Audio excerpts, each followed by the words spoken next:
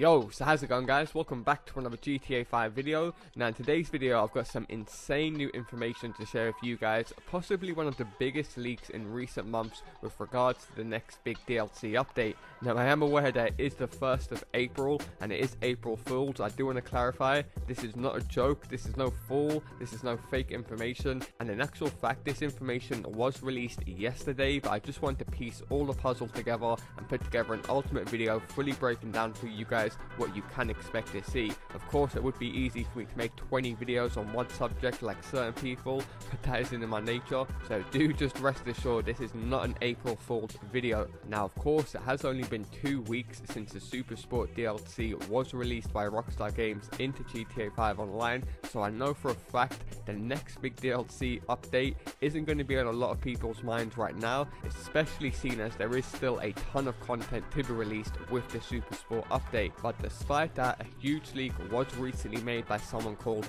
Yan2295, who is a very credible leaker in the GTA 5 community and has been correct on several leaks in the past. I'm sure you guys have heard his name before, I've mentioned it several times on my channel alone. However, Yan recently put out this comment on the GTA forums and on Twitter, and it does read, "Alright, so the basics of the new update, it's supposed to be fairly big and to be about the consolidation of all of the in-game businesses, crates, cars, bikers, bunkers, smugglers, etc. into one. It might also be the last update, but we've heard that before, so take it as you want. Although the drip feed of this new one is supposed to end near the launch of Red Dead Redemption 2, so who knows. Happy Easter." So there we go, there's the information that Yan shared with us with regards to the next update. Now like I mentioned at the start, Yan has shared information like this in the past and is a very credible person when it comes to leaks in GTA 5 Online. So according to the information that has been shared so far, this update is going to be one of the biggest, if not the biggest update we will ever receive in GTA 5 Online. And the idea of that is to merge all of the in-game businesses such as the crates, the cars, the biker businesses, the bunkers, the hangars, all into one big business.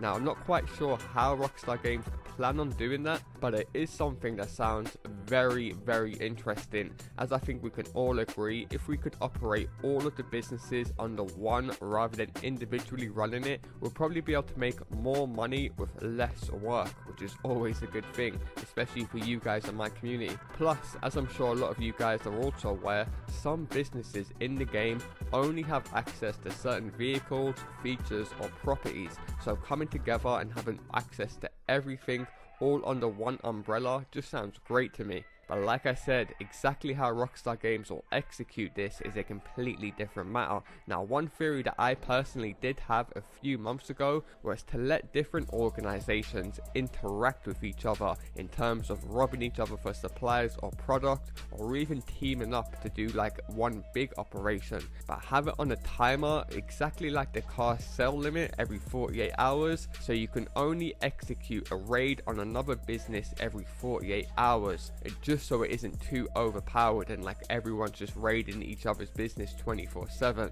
You can also make it so you have to pay an upfront fee just like the heist. So for example, an MC president can pay $50,000 to raid someone's hangar, but at the same time there's no guarantee there will actually be supplies in the hangar. And of course it would make sense to allow the hangar's owner to defend his business by like making the organization who's robbing him have to hack several doors and go through a bunch of NPCs. And maybe if the MC are successful in raiding the hangar, then it will allow the hangar owner to retaliate in some way. So instead of only being allowed to raid one business every 48 hours, because he just had a business raided, he can now raid 2 businesses every 48 hours to allow him to get his product back. Of course, this is just a quick theory that I had myself and I think would need a lot more polishing, but I'm pretty sure you guys catch my drift. Just allowing different business owners to interact with each other rather than dealing with NPCs whenever you want to resupply a cell, I think would create such a bigger buzz online and would get tons of players coming on and interacting with each other in their crews. But I know for a fact that you guys have plenty plenty of theories and ideas of your own on how Rockstar Games could implement this DLC, so do be sure to leave a comment down below underneath this video, as I always find your ideas very interesting. Now, Jan also mentioned in this post this may be the final DLC that we ever receive, which of course we have already heard several times in the past. If you guys aren't aware, originally Rockstar Games planned for the import-export update to be the final DLC, but due to its overwhelming success, Rockstar Games continued to release new DLCs throughout the entire 2017, with the idea of the Doomsday Heist being the final DLC. But again, 2017 was an extremely successful year for Rockstar Games and GTA 5 Online. In fact, on paper, it was their most successful year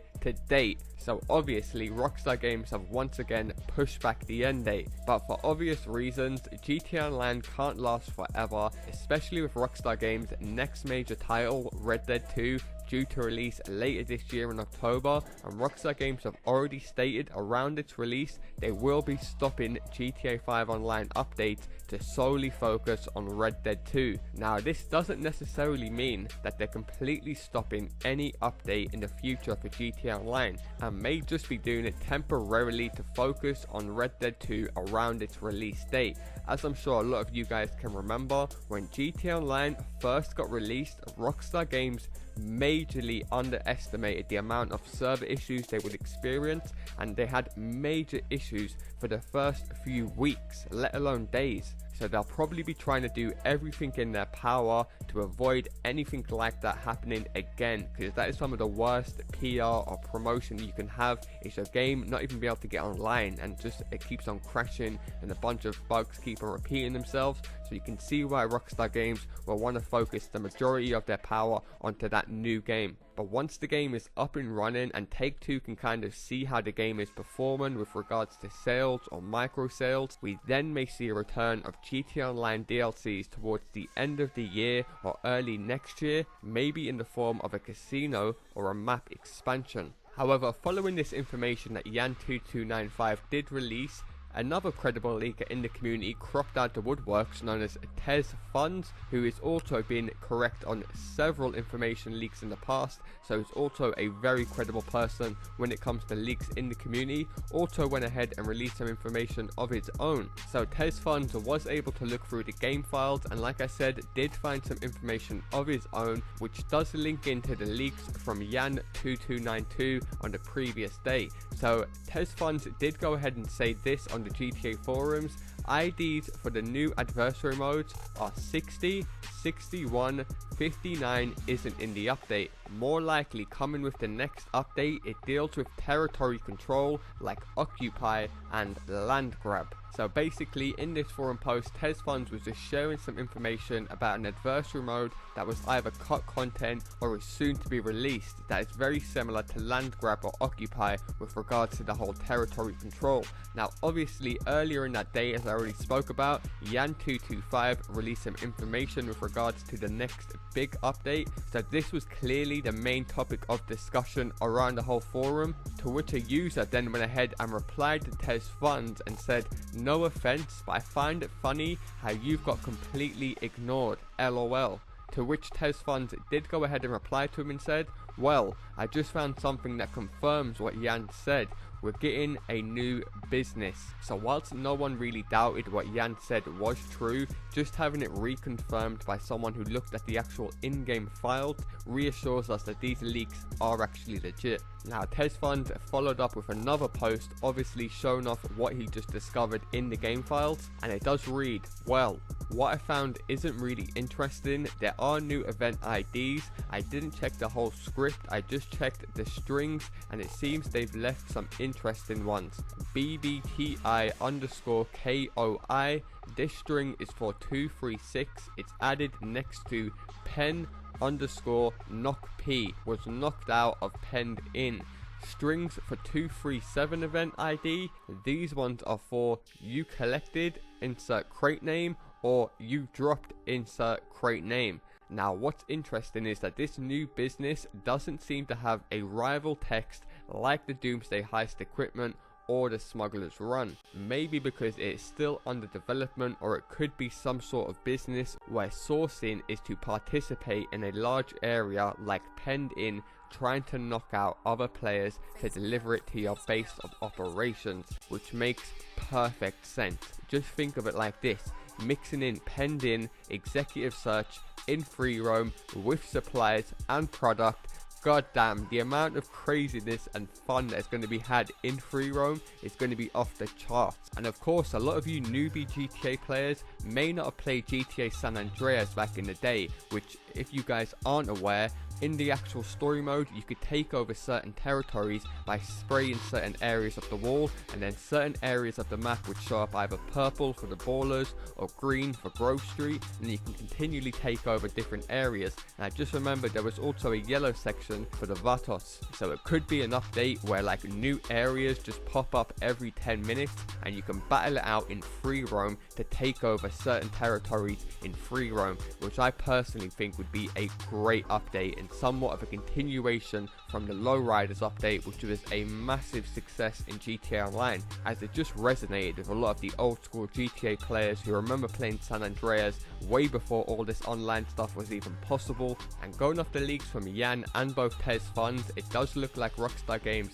are trying to recreate a territory ownership in free roam, something that you guys may not have known was actually cut from the game prior to release. So on the beta version of GTA 5 Online, you could actually own territory from other players in free roam, and the reason we actually know this is because a developer at Rockstar Games did go ahead and share this image that you can see on screen right now, and he did go ahead and share this on his website, so it wasn't hidden from the world like someone hacked into his website and found it. No, he put that out there for you guys to see what was potentially going to happen in GTA 5 Online, and it does make perfect sense, as we do know Rockstar Games have cut and changed a ton of content from the beta version all the way up to the present version we play today. And it is worth taking note, this image right here was probably taken way prior to release, like back in 2010 2011 times. So you can see Rockstar Games had cop territory, Vargas territory, biker territory, and neutral territory.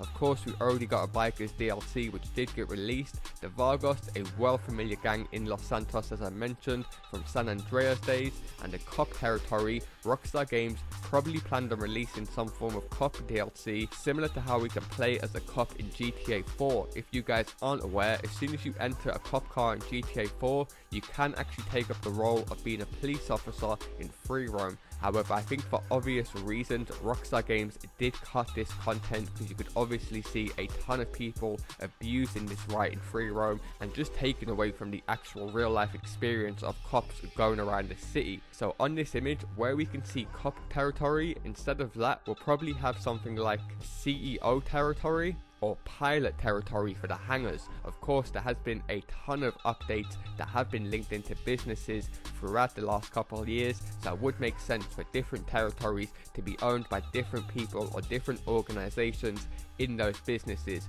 Honestly, there's been a few DLC ideas that I've heard in the past that I thought, it could probably work, but this idea I know for a fact it definitely would work, and if Rockstar Games do execute it in the right way, I think would reignite GTA 5 Online in a way that we've never seen before.